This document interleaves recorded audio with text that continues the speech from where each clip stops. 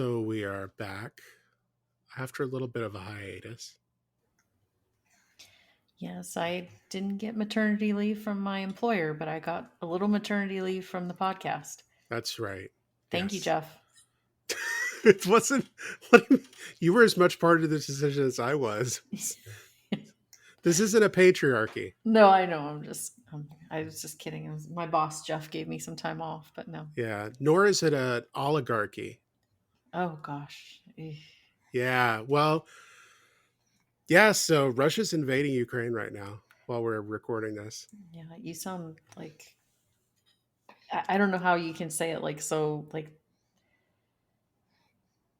I've just been a mess the last few days because I just cannot believe what's happening right in front of us. I'm blown away by it. I'm sickened and sad and scared, and it's horrible. See, I think I think for those of us who are Gen X, I think we're like, oh yeah, I remember this feeling. You're like, I remember doing bomb drills under my desk. It's like, I remember worried that Russia was going to use nuclear weapons. Oh, really? See, I don't remember that at all. And now You're too I'm young. scared. You're too young for that. Like, that is my childhood. That is my child. That is elementary, middle, and high school right there. So you're feeling nostalgic right now. Oh yeah. Let me put some music from 1982 on, and I'll just feel like, oh yeah, it's like middle school. Just vibing. Just vibing.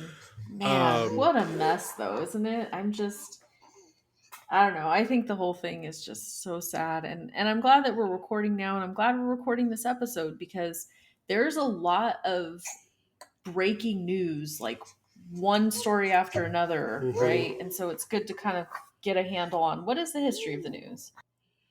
Well, that is an amazing segue. Yeah, today's episode we're going to talk about the news. So let's get right into it.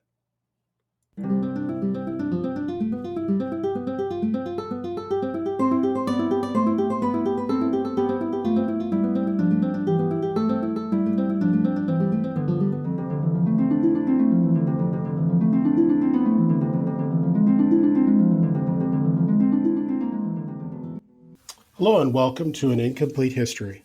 I'm Hillary. And I'm Jeff. We're your hosts for this weekly history podcast. I mean, let's start before we turn to world news and then talk about our kind of rationale for what we're doing with this episode and probably a couple of episodes, because I realized as I got ready for today, one episode's probably not going to be enough for what we want to do here. I mean, you know me, I want to pull us back to medieval and then Roman history before that. Oh, Jesus. See, I wasn't even prepared for that. I thought we were doing American. Well, then I'll just tune in and listen to you and ask some pointed questions. To understand the context, you have to go back. Right. Okay. Yeah, we've said this before, never ask an historian to explain anything, because suddenly you'll find yourself, it's like, well, it's about 251 CE, right. This happened. Right. It is a gorgeous day in Southern California.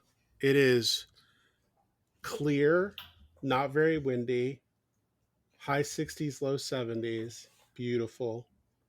This is why I live in San Diego, the weather today. Well, I can't complain about the weather here today. It's been pretty nice here too. I mean, I think the last time we recorded, I was like in the seventh circle of hell with the heat, but it's really, really nice in February. I think Florida in February is something to behold. And now I understand why people from New York all come down here, because it's like, oh, it actually is really, really nice during February. It's not humid. It's nice and warm, sunny. It was kind of cold there a couple of weeks ago. It was cold a couple of weeks ago, but I'd take that any day over the humid heat. It was really cold. But now, I mean, today it's a little chillier than usual. It's like high 50s, but yesterday it was like 75 and sunny, and the day before that 75 and sunny. And I think the rest of the week we're looking at that too, that kind of just mid 70s, sunny, not humid. And then by next week we're going to get up into the mid 80s, which is a little steamy, but it's not humid yet. So I've been enjoying the weather. I've been enjoying the weather in February. I mean, it doesn't get gross for a while. It doesn't get gross till like late spring.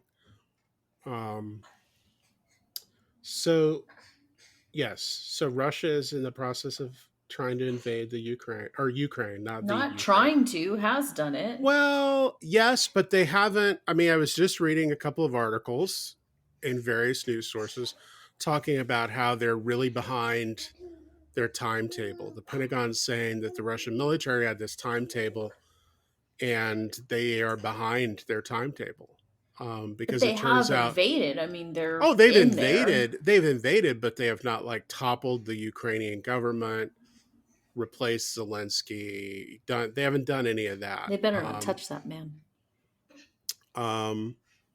So I mean, it's interesting. I think when we first talked about doing this episode, this was way before Putin's threats against Ukraine were even on anybody's radar, really. And it more had to do with the aftermath of the 2020 election, and then stuff that persisted through 2021 with kind of news stories about the pandemic and COVID. And, I oftentimes have students come to me and they want to know, well, I mean, where can I get credible news? Like, where should I go for news? I get that question a lot. And I point them to some sources that I think are pretty credible, reasonable news outlets that don't have a political agenda. So let me ask you then first, where do you get your news? See, I'm kind of a news junkie though. Like, I'm going to give you like the set. I'm going to give you the set of things I do. So for California news, I read the Los Angeles Times. Mm-hmm. I read the LA Times. I get their notifications every day. Yeah, because I don't read that terrible newspaper we have in San Diego, right. Which is basically a glorified penny saver. It's not. It's really bad, isn't it? It's a bad newspaper. It is. Then for like international news, I read the Washington Post. I will read parts of the New York Times if I'm missing New York, things like that, or I like New York Times particularly for their like non-newsy sections, like their art section, the book section, stuff like that. Do you do the mini? Yeah, I do. I do the mini, yeah. And then there are a couple of magazines I read. I like the Atlantic a lot. I just posted to some of my students a really great op-ed they had this morning in the Atlantic, that Putin thought he was taking advantage of weakness and kind of Western liberalism. He viewed kind of a wedge that he could open up, and it seems to have backfired. I mean, this morning Switzerland seemed to get on board with sanctions against Russia. So that's the first time they've broken their neutrality. Yeah. I mean, I was shocked when Sweden and Finland did. Yeah. Well, I mean, they're right in the firing line there, though, because this is not the first time the Russians have threatened their sovereignty. Yeah. Right. So they have a really good understanding of like, look, this could go south for us pretty quick too with this nut. Yeah. So, I look at all of those. I do poke around on a couple of the major news channels just to see what they're saying, because I like to see what they're leading with. Although I would say this, I don't really trust either one of them. When you mean either one? For CNN or Fox. I don't trust either one. Do you MSNBC? I think that one's even more overtly biased. It is overtly biased, but I like how overtly biased it is, because I also watch Fox. Yeah. Because I like to see, okay, I always tell my students this: watch MSNBC and watch Fox News, and the truth is somewhere there in between. Yeah. But there are some things they never even report on. Neither one. Well, that's why I like international news sources. I read Al Jazeera every day. I will watch the BBC occasionally. BBC, yeah. I read other things I read pretty regularly. I read The Economist. Yeah, I read The Economist. I also read Foreign Policy. Anything else? Democracy Now. Democracy Now is okay. I think Democracy Now for me is kind of like NPR. I like NPR a lot. I like NPR, but I just get frustrated because I turn it on and then we're stuck in a 45-minute spot about this woman who makes quilts in Nebraska. I really like that stuff. I'm just like, it's fine, but if you're like looking for news, right. No, looking for you're right. But I do really like their like This American Life. I really like and things like that. I mean, they're entertaining. Yeah, but they're not news, right? I mean, it's so. I mean, this is where you get the news is important, and I think it's important we have a discussion of how the news became what it is today in the United States, particularly,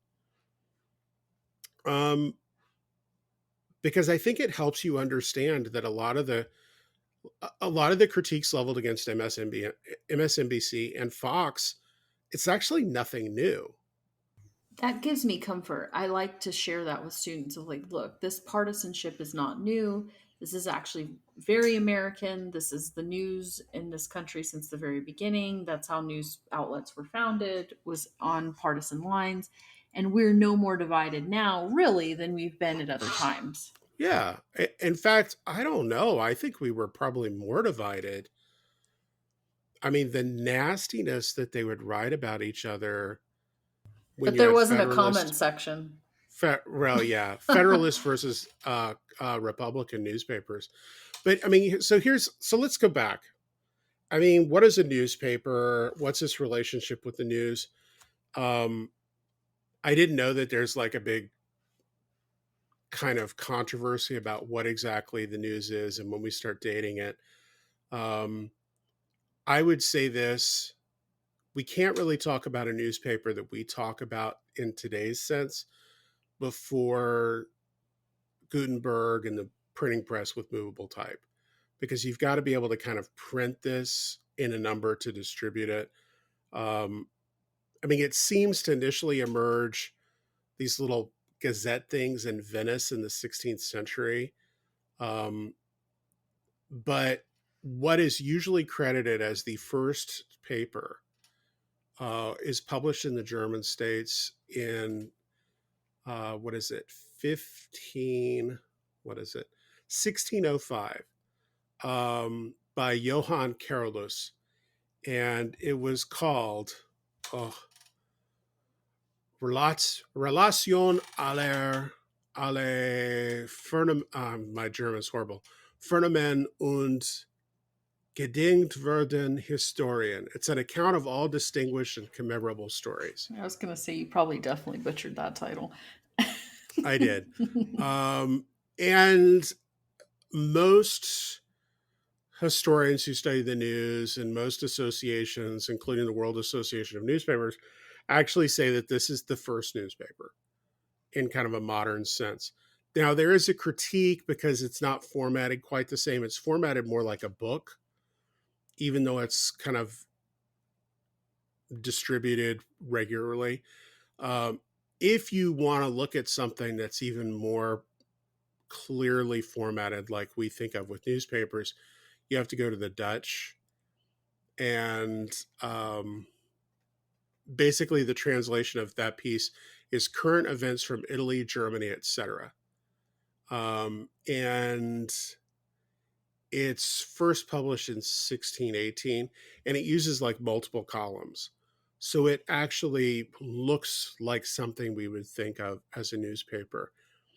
And initially, most news, these early newspapers put a real focus on two things: business and political events. And that was pretty much it, with a much more kind of slanting towards business as the main focus. And it's not actually until much later that you kind of have kind of the full array of news stories that start to fill newspapers. But we have those, and from the very beginning, states, government authorities are really watching what these newspapers are publishing very carefully. And by the time we get to the United States or the American colonies, which is I think what we mostly want to focus on today, I mean, there are a couple of attempts to publish early newspapers, including one uh, that Benjamin Harris, not the president, Benjamin Harris publishes in 1690, called Public Occurrences, both Foreign and Domestic. He tries to publish it in Boston, publishes one issue. It's clearly meant to be a weekly, publishes one issue, and the governor cracks down on it and says, no, you can't do that. Finally, 1704, we get our first newspaper in the American colonies, the Boston Newsletter. And what's interesting is one of the lines on that newspaper says it's published by authority. So I think this is a really interesting thing, is that 1704, there's this awareness that you have to have some kind of credibility. You have to make people trust what you're putting or what you're printing. I mean, the New York Times famous byline is all the news that's fit to print. So, I mean, that's kind of where newspapers start, but they quickly shift once kind of the nation is independent. They switch from kind of really kind of being united about criticizing things that are happening back in England or in London that are affecting the colonies. After independence, they quickly moved to very partisan corners. And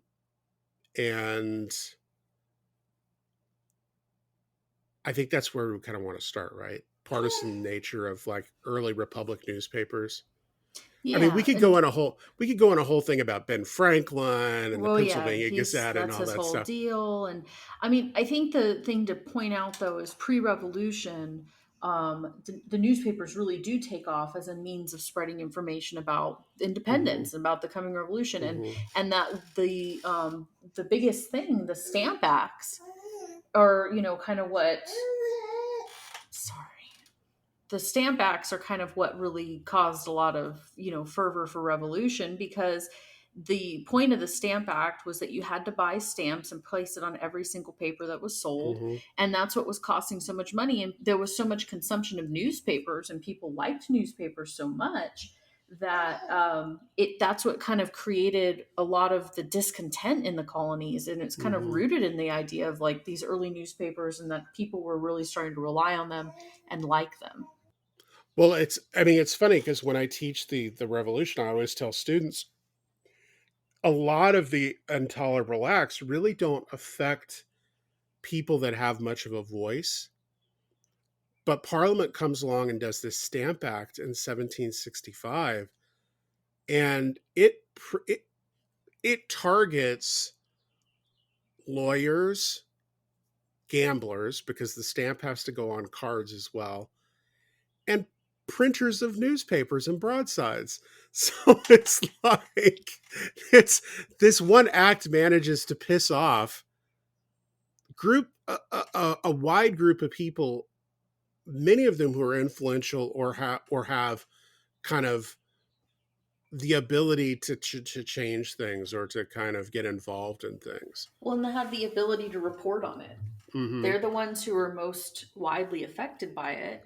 And then they also have the means of reporting about it in their newspapers. So it's kind Mm-hmm. of interesting to me how, these the taxes that were levied at the colonies did target kind of the wealthier merchant middle class kind of, but that the news of it was able to be disseminated simply because it was taxing those people, right? And they were the ones who were going to announce it.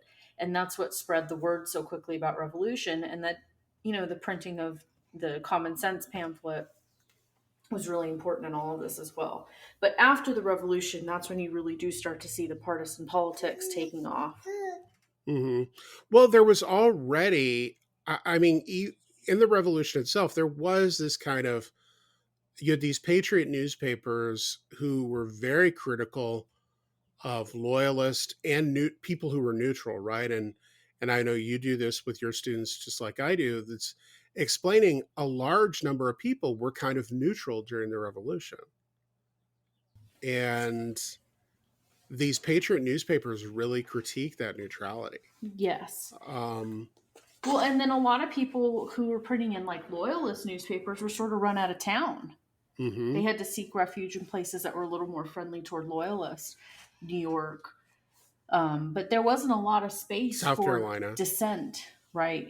Yeah, there was no, so dissent was nothing you would see within a paper itself. You might see the paper itself as a whole dissenting against a certain view, but you wouldn't see internal dissent within a newspaper, right? You wouldn't see like two different stories that contradicted one another or argued different things. Right, because there was interest within the paper and they weren't even wanting to print like the other side of the story. Right, right. So, you know, newspapers grow during the revolution, and then once independence happens, they kind of explode. And a lot of it has to do with lining up with different interests within the government, or different political interests, right? I mean, it's basically you get an alignment of newspapers with the parties. Initially, it's Federalist and Anti-Federalist as you're having the debates over ratifying the Constitution, but that basically boils down to Federalist versus Republican. And you know, what's interesting is if you were a Federalist, you would read Federalist newspapers. If you're a Republican, you would read Republican newspapers. And well, and that's what's interesting too, is you would pick which news you wanted to consume, much like we do now. mm-hmm. But there wasn't really broad access to other sources. You would have to subscribe or pay for it or have it delivered to you. And people weren't willing to go to those lengths necessarily to hear the other side. Whereas you can open one tab, on your computer that's the LA Times and another tab that's the San Diego Union Tribune. And you can kind of read from both if you wanted to. Although Mm-hmm. that's kind of changing now with the paywalls. Yeah. Well, I mean, that's kind of an interesting thing too, because all these newspapers, for the most part, are money making endeavors. Even the ones that are most clearly aligned with the parties, they still need to raise money to support the publication of those papers. But almost from the beginning of these new American newspapers, they start to use controversy to draw readers. And one of the first cases actually results in Alexander Hamilton's death. Would you say it results in his death because the newspapers were so incendiary? Yeah, the newspapers really played up this supposed insult that Hamilton had said about Burr, that Burr had said in response to Hamilton. Newspapers really played this up, and they end up having a duel across the Hudson River from New York City, and Hamilton dies. I mean, it's interesting when you teach like high school history, you talk about yellow journalism that kind of emerges at the end of the 19th century. I mean, newspapers from the beginning are trying to attract readers and retain readers, so they kind of print salacious stories. So this is nothing new. It's clickbait. It's clickbait, right? I mean, I find that interesting. I didn't realize it was pervasive as I thought it was that early. So you have that, and on the other side, you have, embedded in our Bill of Rights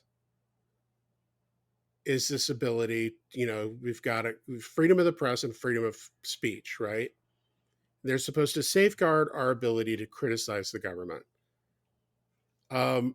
Almost immediately, though, the federal government really keeps a close eye on newspapers, particularly if it's a newspaper aligned with the party that's not in power. Right. Are you thinking of like John Adams' administration, the Alien Sedition Acts? Yeah. I mean, Go ahead. it's state censorship becomes a big issue. And it's during the French Revolution that this kind of first bubbles up because there's a real conflict on how that should be covered. And eventually it ends up being this kind of scandal. And, Adams and other people are very much, they are so opposed to the idea of mobocracy, right? Of a mob ruling, that they are okay with doing things that certainly seem to violate the Bill of Rights. Um, Well, because it's such a young moment in the nation's history. And I think there's a lot of fear over discontent. They're also still pretty unfamiliar with this form of government. They're still not used to not having like this monarchy or this absolute rule, and it makes them pretty uneasy. They don't just accept all of the, what we consider as like fundamental American ideals. They don't just accept those outright because they're kind of nervous about them. yeah. Well, I mean, this is an experiment. I mean, that's what we forget is that at the beginning of the 19th century, the United States is very much still an experiment. Um, and what's interesting is we start to get these technological innovations that transformed the news as well. So you have larger printing presses that come along. You have printing presses that are capable of printing many more copies of the news. Eventually, you're going to get the introduction of a new form of paper using wood pulp that's a lot cheaper than the rag paper they had been using. All of these things are going to make the news more inexpensive to distribute. And by the time we get the telegraph, you're going to be able to kind of transmit stories wherever those wires take you.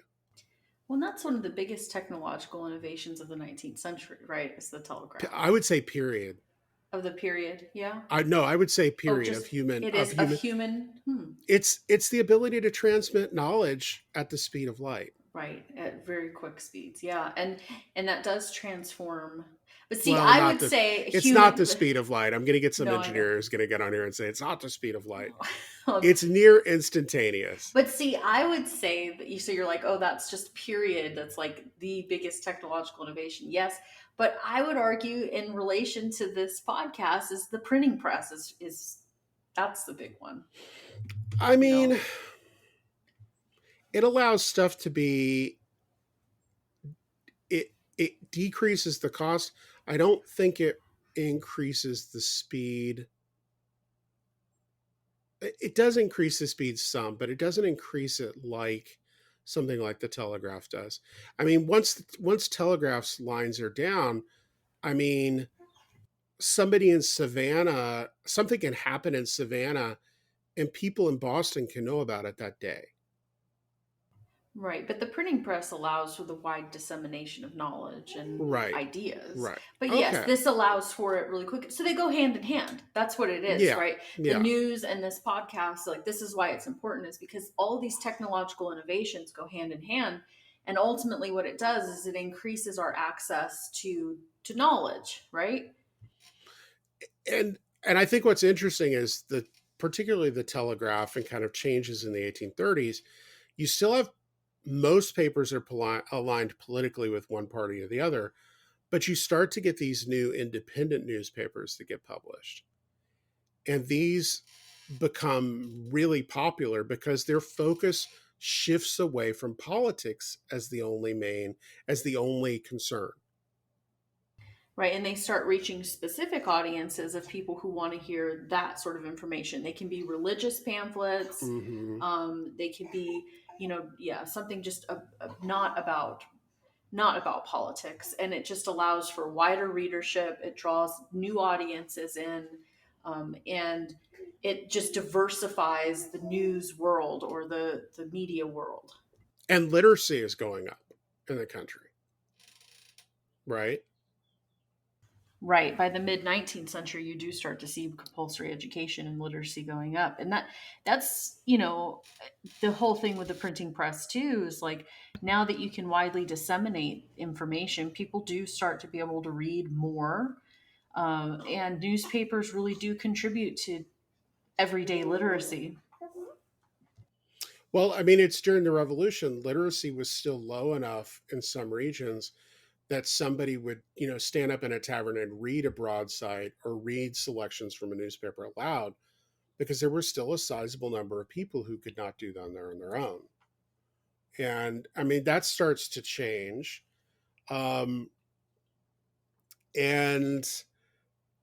you get independent newspapers, you have the party line newspapers, independent newspapers trying to appeal to a broad array of people, um, and maybe not cover politics so much, have to find other things to fill the newspaper with.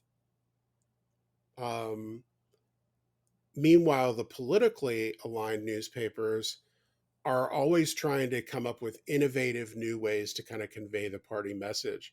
So editorials become very sophisticated, and you also have the introduction of editorial cartoons. And an editorial cartoon is when it's done well, it's very powerful because it can say a lot in one illustration that would take pages of text to convey. And one of the big purposes of newspapers with their, the political partisanship at this time is kind of telling people who are members of a party, like, hey, this is how you're supposed to vote, right? Mm-hmm. Here are the candidates. This is what the issues are. Here's what you're supposed to do. And it's kind of like an instruction manual for people in a way. Well, they would have polls as well and predictions about upcoming elections. They would be like, look, this is what we think is going to happen. I mean, famously, when Truman won re-election, papers have been printed signaling his defeat. But this is nothing new. I mean, newspapers during the 19th century, they would actually be really reticent to admit defeat for their party for days or weeks after the election. That sounds familiar. I mean, this is the thing, is the more I read about this stuff, I was like, wow, so like nothing's changed. I mean, it's like you said earlier, it did make me feel a little bit better though.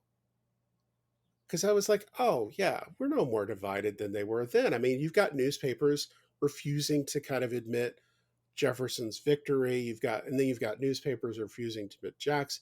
Like, that's nothing new. When refusing to report it, yeah. Right. Right. If we don't report it, it didn't happen. Exactly. So, I mean, I guess the question too now, I mean, that we can talk a lot about like newspapers moving west, and I think that has a huge part of establishing these communities and towns and stuff. But has there ever just been true news? Can the news be objective? I mean, well, I don't know. So I think the New York Times, which gets founded after the Missouri Compromise, so during a period where newspapers start to shift because you start to see abolitionists. I mean, the funny thing is after the Missouri Compromise, particularly, you start to see some newspapers are either overtly abolitionist newspapers or kind of covertly abolitionist newspapers. But the New York Times is founded in 1851, and one of its objectives is to present balanced reporting, and to not go for the sensational, or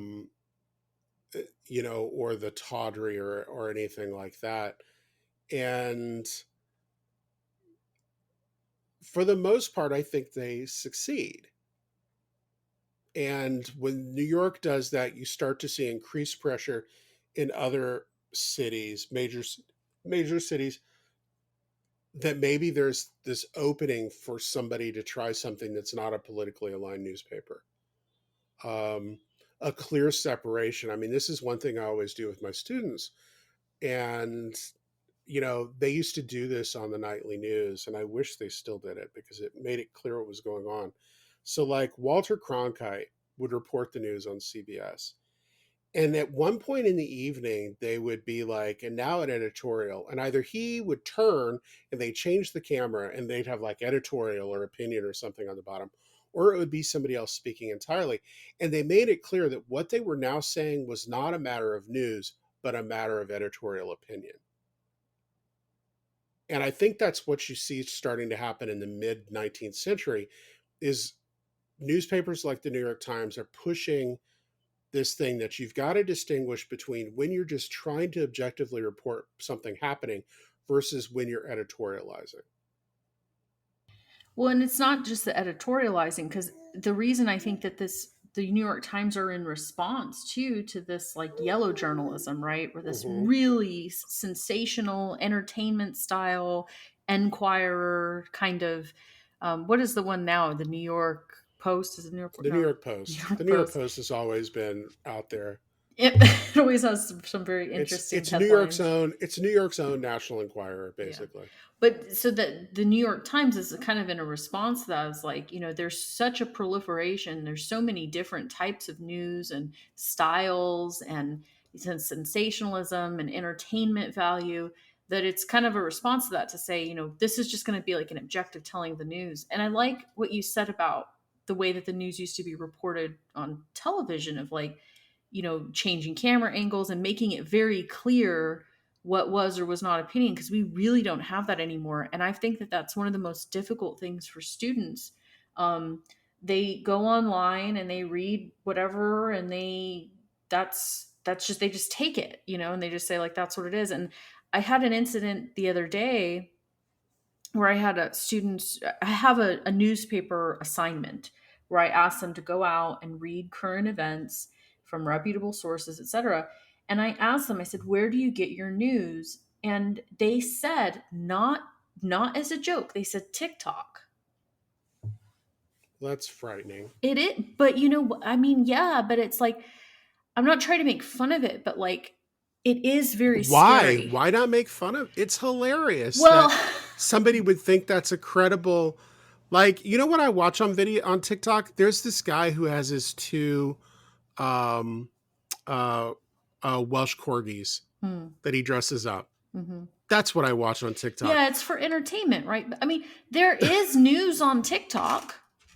I see news on TikTok, but then when I see something that I think, oh, this is news, then I go and vet it, right? Like I go and look for an actual news source on that, and they just don't. They just take it, and then they move on to the next news story, and then they just take it, right?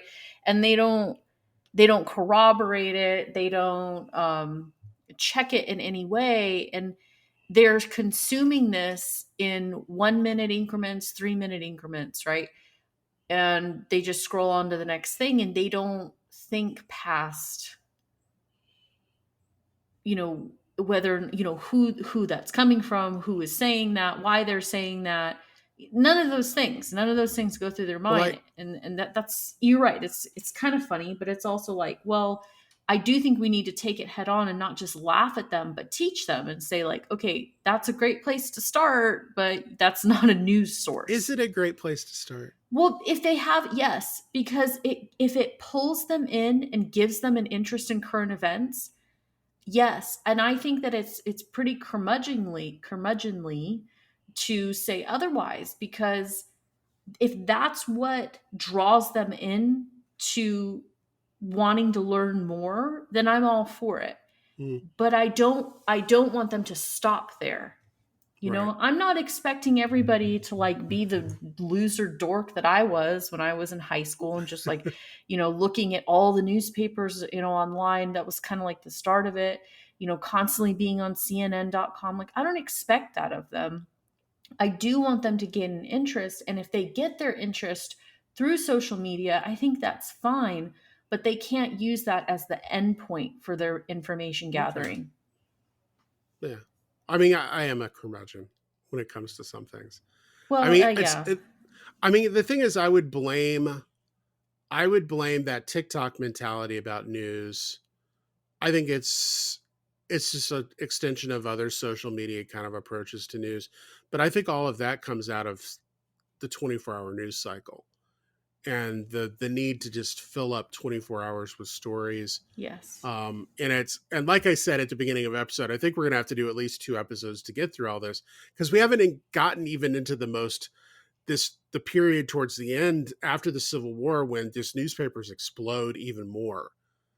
And William Randolph Hearst and other people fundamentally changed the way newspapers are published and what they do and their role. Well, we've got time. Let's get into it. Well, we have time for that. Yeah. I don't think we can get into kind of like what happens with CNN and what happens to the internet that's and going to what be happens later. with that. I think we should do the next episode should be post World War II. Yeah. So, the Civil War, obviously newspapers in the North are generally publishing things that are favorable for the Union. Newspapers in the South are publishing things that are favorable for the Confederacy. But I did notice this. I did find out, though, that the South, because of kind of supply issues and priorities and stuff, it gets harder and harder for them to publish newspapers in the South. Whereas in the North, it never really seems to be as big of an issue. Well, that's where the war is too, right? I mean, they're in total crisis mode. But after the war, what I find really interesting, and this is something that I've used in my own research, as you start to get this diaspora of freed Black people coming out of the South, immigrating north, immigrating to the Midwest, immigrating to the West, immigrating to the far West, you get this profusion of African American newspapers. And what I find really interesting with those is they're an interesting microcosm of the broader newspapers published across the country. But there is something that kind of links all of them, which is kind of the shared experience of this community. So the proliferation of Black newspapers in the wake of the Civil War, that is really an important part here, because that's how we hear about lynching. Mm-hmm. You have Ida B. Wells publishing in Memphis. Her newspaper storefront is bombed because she's reporting on lynching in the South. And that is a really an important part of their community building and the ways that news is shared amongst the African American community, but then amongst communities outside of those regions who don't really know what's going on there. And that's how, politically you get news about what is happening with Jim Crow in the South, and with just the disparities that are happening, racial disparities that are happening, and it's the Black newspapers that start to blossom after the Civil War. I mean, there were some before that, of course, but it's just this. Well, they were abolitionists. They were very much geared towards abolition, right. And then they transitioned during the war. Although you get a couple of newspapers in California, because of a not insignificant number of Black men who immigrate to California for the gold rush, you get a couple of Black newspapers in California as well. But then after the war's over, you get kind of this proliferation of newspapers. But at the same time, there's this problem because many of these people who had been enslaved, it was illegal to educate slaves, to teach them to read. It was in many southern states, it was explicitly illegal to do that.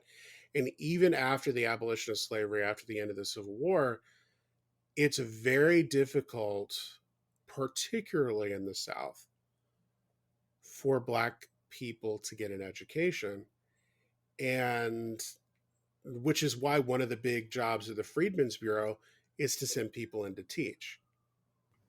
But sometimes the audience for Black newspapers was intended to be a white audience. Sometimes, like with Ida B. Wells with Southern Horrors, I think she was trying to grab the attention of Northerners to say, hey, this is what's going on here. Yeah.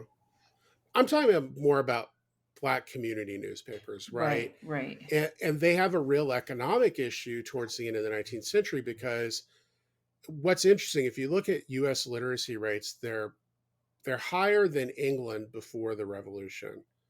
And then they dip a little bit, then they go up kind of steadily, and then they kind of start descending again second half of the 19th century before they finally start back up in the 20th century. But, it's if you are just struggling to make a new life for yourself and to feed yourself or your family or whatever, I mean, buying a newspaper is pretty low on your list of priorities. And a lot of these newspapers really struggle to remain in business. Um, but enough of them do. By 1890, you get the founding of this African American Press Association, which is kind of a professional group for all of these newspapers, representatives of all of them to kind of come together.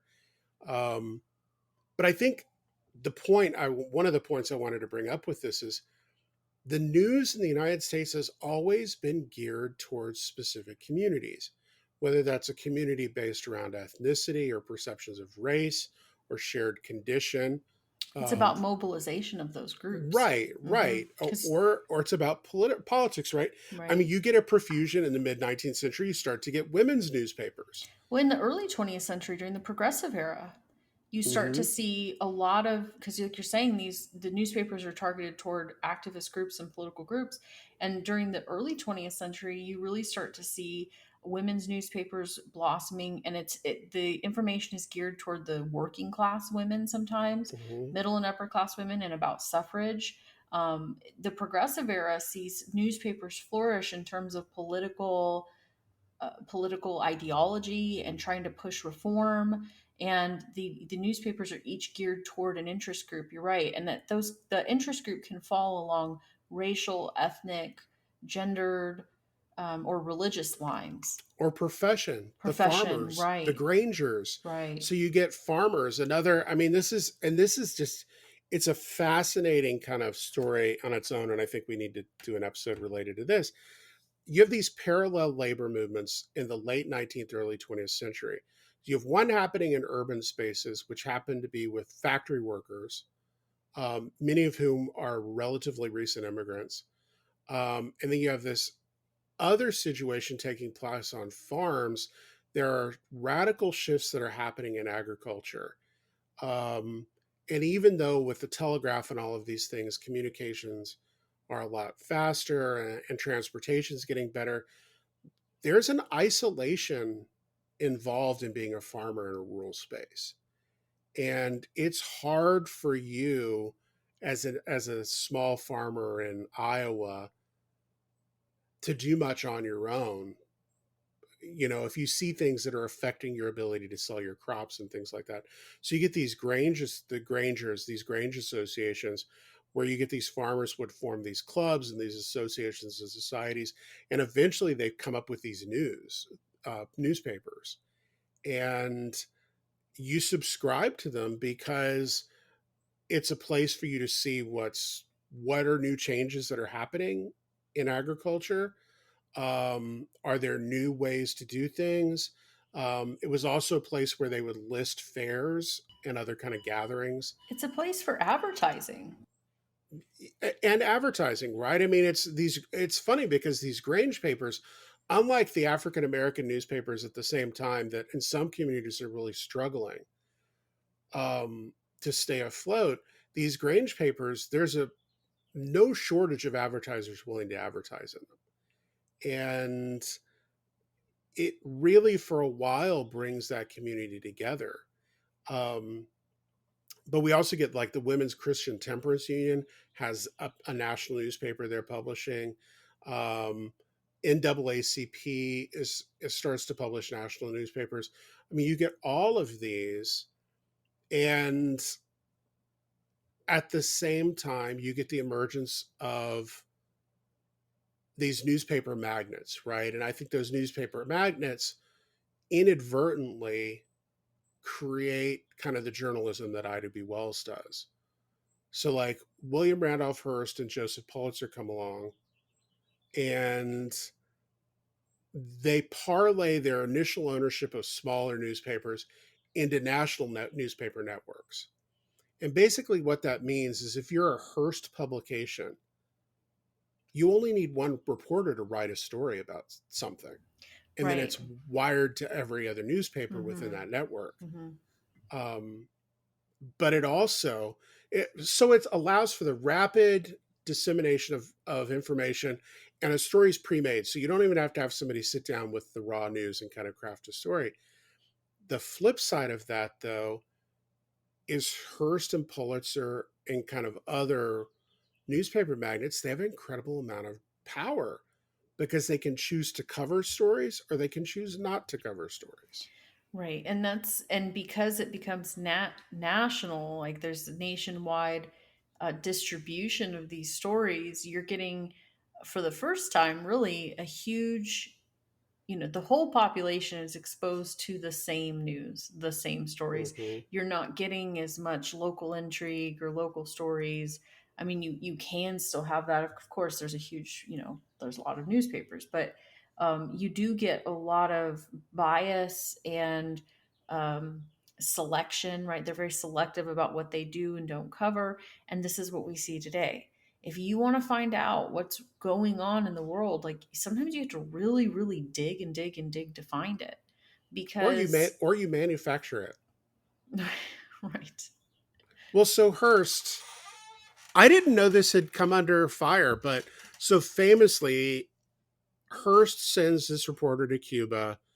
It looks like war may or may not break out between Spain and the United States. He sends this reporter to Cuba, and the reporter basically telegrams Hearst and says there will be no war. And Hearst responds, "You furnish the pictures, I'll furnish the war." Right, And trying to sell newspapers. this is yellow journalism, right? Mm-hmm. It's the Mm-hmm. idea that you do sensational things, and if there's not enough that's sensational, you manufacture something. Manufacturing crisis, right? Right. I mean, so what's interesting is evidently a couple of historians have come and questioned whether that telegram was ever sent, although they all agree it definitely captured Hearst's attitude about the whole situation. I mean, this is why we get this saying, if it bleeds, it leads. Like if a story is kind of bloody or violent or encompasses suffering of people, it will find its way to the front page. Hearst and Pulitzer are also the two who kind of pioneer the use of these huge headlines on the front page of a newspaper to Right. You catch your don't see attention. that until the late 19th and early 20th century, Mm-hmm. right? It used to, because newspapers that are really, really old newspapers are really hard to read. The print is teeny, teeny, teeny, tiny, and there isn't giant headlines. And if you're looking for something specific, and I'm speaking from like, going through microfilm and stuff like that, like you really have to look at every single bit. But the format of the newspaper changes, and it's to draw you in and draw your attention and make you want to buy the paper and read the paper. And it is their job to sell newspapers at the end of the day. And they do manufacture crisis. They will take stories, like you said, the yellow journalism, and they'll sensationalize them, but then they'll also make the stories a lot more scary or urgent or something than they might need to be, because it creates this fervor, and the readers are hungry for more. And I mean, when you read about the history of it and you understand that, and you know that it goes all the way back really to the beginning, it kind of does make you feel a little bit better about what goes on today. Because sometimes I get really despondent, like, man, the news is just so messed up. Like, it's so hard to find out what's actually going on, and I'm so cynical about it. But really, there's nothing new under the sun, right? This is all just kind of rooted in a kind of an American tradition. So I have to bring up the National Police Gazette. Well, that's a golden one. It is one of my favorite Great things sources, ever. yeah. So the National Police Gazette is this thing that starts being published in the middle of the 19th century. And initially National Police Gazette, initially it's supposed to be like telling about police stories and things. There's like recounting these stories that are gleaned most likely from other newspapers, and I'll put in this National Police Gazette that's distributed, and it's something for you to read. But it quickly morphs into something else, and it not only has those police stories, and the tawdrier the story, the better. I mean, I just remember there's one issue where the cover story is of the maid who was having an affair with the master of the house and tried to knock the mistress of the house out and put her in an oven. And it's I got mean, this I'd buy that paper. I'd want to read that. illustration on the front page of this woman like putting this other woman into an oven. See, now this is also, there's so much to be said here about gender Oh and yeah. about, the way that, and especially like white women, the way that white women consume news and the way that we consume true crime. And the way that we are constantly looking for something that to make us feel unsafe in a way. Mm-hmm. But that it does very much start in the mid 19th century. There's like this yellow journalism when it comes to crime reporting. And, I've written a lot about crime and newspapers and um, they, the stories that get covered, I mean, yeah, the bloodier the better, the more scandalous the better. If Well, there's sex sex starts to sell in this scandal, too, oh right? yeah, big Yeah. time. Yeah, a lot of these scandals involve sex and murder and intrigue and all that. And again, it's just not very far off from what we see streaming on our Hulu and Netflix services. How many freaking Ted Bundy documentaries have there been in the last decade? It's insane. Um, I think there's another movie coming out soonish. what is the It's a deal? fascination. I don't know. And I think that's definitely something we could talk about on our next episode about this kind of The modern 24-hour news fascination. cycle, Yeah, and yeah, I think it is.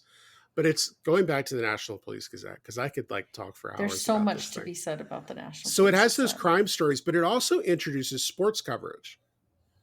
And it so what's interesting is this: the National Police Gazette is a precursor to so many what we call men's lifestyle magazines, Sports Illustrated, GQ, but also Playboy. So initially, it would have what was basically a centerfold in the middle of the Police Gazette. Do you know who was on the centerfold on these initial ones? We've talked about this We have, before. and it's not what you think. Who It's was boxers. boxers? That's right, because I know we have It's talked about it. famous Yeah. boxers. Well, men are And obsessed with other men's men are bodies. right. And Yeah. that was, but eventually it switches sometime in the early 20th century to women. I mean, we can go to the exact issue and see where it stopped being kind of boxers and baseball players, um, uh, than these other athletes and switches. But athletics is a huge thing in it, um, and, along with the crime and the sex, which is just such an interesting combination. Um, it, it is. If you ever get the chance to read an old issue of the National Police Gazette, you definitely should. And please do not skip the advertising in the back because the advertising in the back is all about venereal diseases and increasing the size of your manhood. Well, in women's magazines, you start to see advertisements for vibrators. It's Yeah, just the 19th century is not as prudish as we might think it is. well, but I would say this: the National Police Gazette was definitely something that if you were a middle class or upper class home, you did not have a copy at home, you would read it at the barber shop. Right. And the Right. barbershop really becomes this, it's this all male location, where you weren't subject to the scrutiny of kind of broader society, so you could read things like that. um I mean, what's interesting is this, and I think for years that continued. There were things men would read in the safety of a barbershop they would never let their wives or daughters or mothers or the general public see them read. um but yeah, I think the takeaway is very niche, right? I mean, these newspapers are all really niche. There's really only a few attempts at producing something that almost everybody is going to want to read. There's kind of a decision to avoid that. Although I think Hearst and Pulitzer, that's their dreams. They both dream of that, right? Creating national newspaper networks that everybody reads. They want Right. They want and everybody on the same page, so to speak. yeah, on the same page. Wow, already an hour, and we haven't even gotten to World War One. Mm. What's wrong with where them? they start to crack down on newspapers again. Right. Well, because of the scare, politically, the scare of communism and overthrow of revolution. Again, it's revolution that spurs this, right? Because during the French Revolution, we see a crackdown on newspapers in the 1790s. And then during the early 20th century with the Bolshevik Revolution, we see a crackdown on newspapers. Because, again, it's the way to disseminate information. And it's always targeted at specific groups of people and interest groups, and it kind of starts freaking out the powers that be if everybody's hearing about overthrow of government and revolution, etc. Was there a crackdown on newspapers in the 70s, in the late 70s, like during the Islamic No. Revolution? In the United States? Yeah, No, not no, at all. because that's I mean, something there that is a conflict between the Washington Post and Richard Nixon. Go see our edit. Go refer to our early episode on impeachment. That's true, right? And Watergate. I mean, Nixon tries to sabotage a newspaper because of it. But next time, I want us to definitely get through the wars. But I also want us to talk about how presidents start to try to dominate the news cycle. Right. It's our old friend TR really takes it to the next level. Yeah. Well, it's great to be back. Yeah. I don't know. Are we going to do one more episode on the news, or are we going to have to do two more? I think we can do one. Okay. I have faith in us. Okay. Wow. I hope we can. Thank you for joining us. I'm glad we're back. Well, until next time, I'm Jeff. And I'm Hillary. Thanks for joining.